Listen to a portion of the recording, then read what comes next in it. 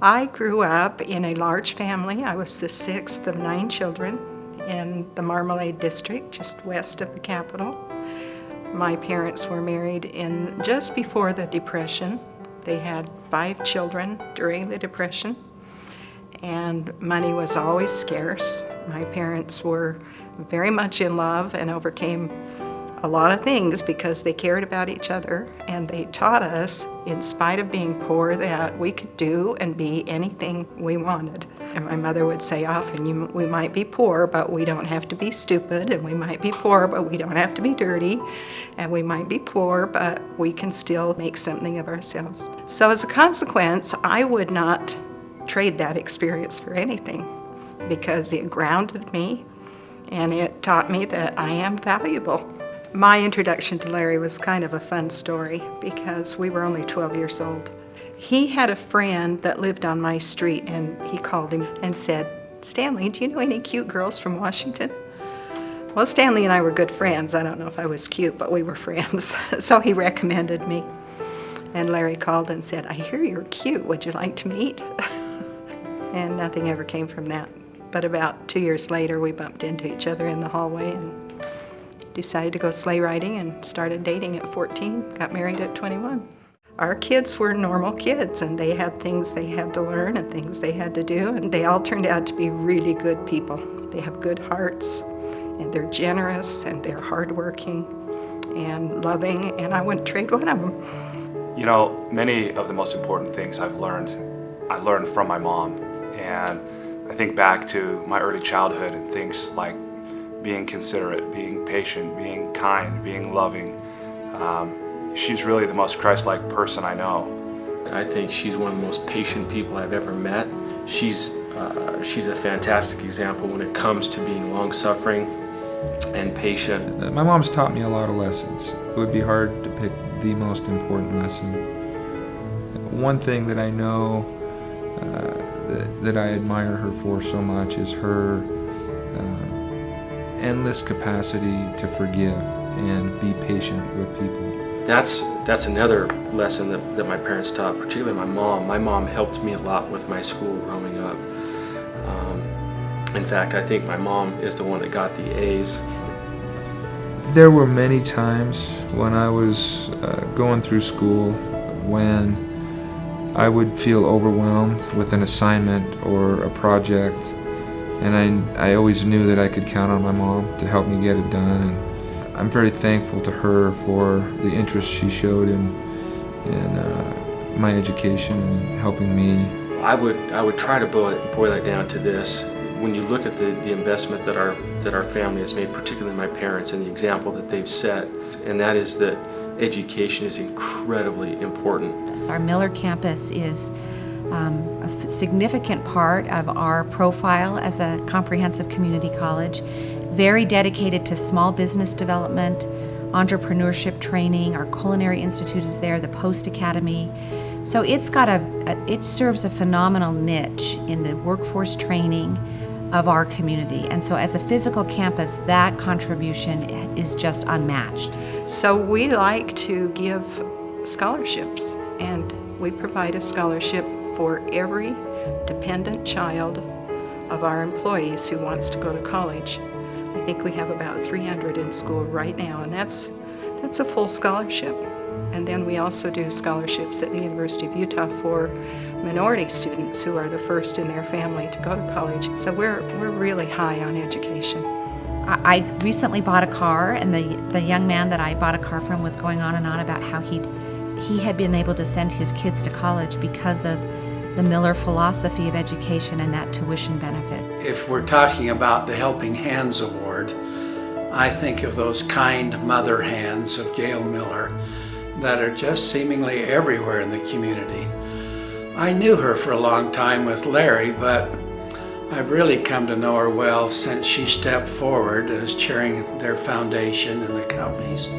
Well, I've known both Larry and Gail for 25 years and have had great admiration for particularly the wonderful strength and courage of Gail Miller. Well, you know, I met Gail shortly after I arrived in Salt Lake City. I was introduced to Larry and to Gail, and Larry said, gee, come and let me show you what I'm doing. And he was building the new arena, and it was amazing to see the partnership that those two had together. While Larry was always out front, Gail was very much a part of it. She knew what was going on, and Larry kept her involved. Gail has always been there with Karen as the two who both not only supported their husbands, but gave them inspiration and direction and insight, and at the end of the day, possibly made all of our decisions for us. I think she takes some of the grandkids off guard sometimes with her humor because it's actually on their level sometimes. My kids once asked her, hey Grandma, how did you sleep? And she said, with my eyes shut. So that's the kind of humor that she has, and she's always making the kids laugh. Carolyn and I were down with Kim and Gail doing the Mighty 5 tour with the symphony through the national parks. And when we were at Bryce, she sent Kim down to tell me that I had my shirt tucked into my underwear. Now we've had to add to the sign on my door that says something like, attention moron, as I go out into the garage, check for zipper, wallet, phone, color of shoes, and now is your shirt tucked into your underwear. Gail and Kim and former Governor Olene Walker and Myron and Chesley and myself were on a road trip, and we rented a Suburban, and we went from St. Louis to Nauvoo and then Springfield to attend some meetings there, and Gail and Kim sat back in the third seat. And if you sat in the third seat of a Suburban, they're not very comfortable. And here is Gail Miller, who could drive any car she wanted, and she was in the back seat. That's where she wanted to be because she wanted to have others to be more comfortable. I asked him one time if he would consider a donation for the Huntsman Cancer Institute. And he said, I'd be happy to, John. He said, do you have any idea of what amount you're talking about? And I said, well, let's start at $10 million. And he said, boy, am I relieved. I thought you were going to really hit me up for a lot of money. And he wrote me out a check for $10 million for the Huntsman Cancer Institute. She knew what the family had done, of course. She was part of that gift. And she came forward and said, now we'd like to do it again. We'd like to give you an additional $10 million. And I just cried literally, because here was Larry doing something, and then Gail picks right up and contributes.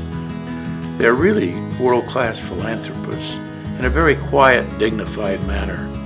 And Gail's picked up this mantle and carried it even a step beyond. Losing Larry was a long, difficult, very, very painful experience, extremely painful. And then to lose a son, and the pain of losing a child, and let alone the pain of losing a husband is tremendous. And Gail carries it in a quiet, dignified, beautiful, sweet, humble manner. And I think that's one of the reasons the entire community loves her so very much. And I'd have to say that Gail Miller led her family in the spirit of faith and trust, and that everything would be all right. And I think those spiritual roots of Gail Miller are very deep. And what has impressed me is that she goes about it without feeling sorry for herself, or without a chip on her shoulder, or without asking, why is this happening to me? You know, that was unexpected for all of us. And I don't think, as Steve said, that she expected to be married to someone other than Larry. And probably she didn't expect, maybe she did, to be a world traveler. And aside from that, I think that she's had many opportunities to grow and develop in the years since my dad's passed away, and it's been neat for me to see her rise to the occasion. I told her after Larry passed away, and after a year or so after, I said, if anyone proposes to you and you get serious about wanting to remarry, you know you have to bring them to my office and they have to pass my interview. Kim and I were neighbors in the same neighborhood for 17, we have been now for 17 years. 2 of those we've been married. But he knew my family and I knew his family. I was a Relief Society president in our ward during a time his wife was very ill, and during a time he burned his house down, and then another time he burned his house down 4 years later. And Larry died in 2009. His wife died in late 2010. And when it came time for him to go out on his own without his wife, he wanted to be able to do it with someone that would understand and be a companion. And so he asked me for a date. And that's how it started. And lo and behold, that day came, and she came to my office, and Kim was with her, and he said, "I understand that I have to ask you for permission to marry Gail." And I said, "That's right." And we had a nice visit, and what a wonderful thing that is that they're together.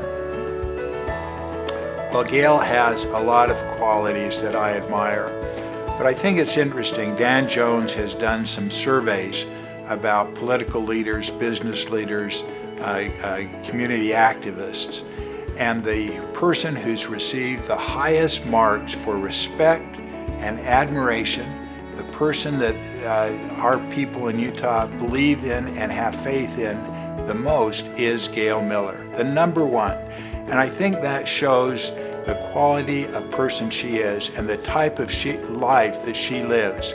And I really have a great respect for Gail. I've been around a lot of wealthy people in my life. I know most of the wealthy people in America and around the world.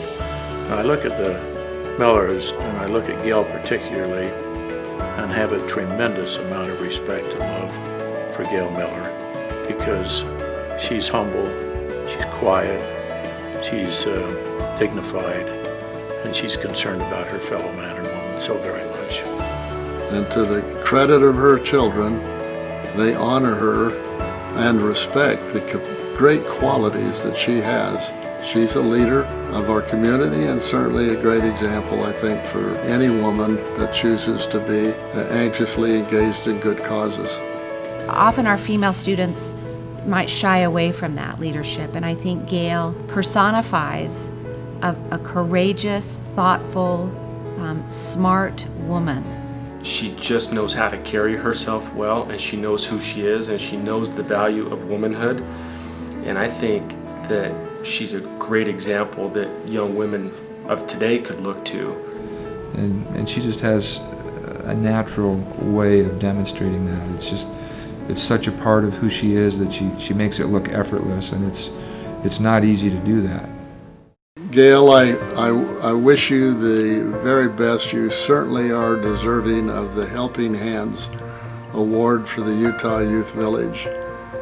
Your hands have been helping youth and young people and others in our community for many, many years, and we love you for it and wish you the very best and hope that your hands will continue for a long, long time to bless our community and the people of our community. Gail, congratulations on winning the Helping Hand Award. Nobody in this state, nobody in this nation is more deserving, Gail, my beautiful, beautiful friend, than you are. Congratulations. We love you. Gail, as one who has seen this beautiful Helping Hand Award and knows how wonderfully it fits in a home, I am just overjoyed that you will now have that beautiful award to place in your home that will let you know of the esteem that this community has for you and the wonderful helping hands that you reach out in so many directions to make a difference in our community. Well, Gail, congratulations tonight. We love you.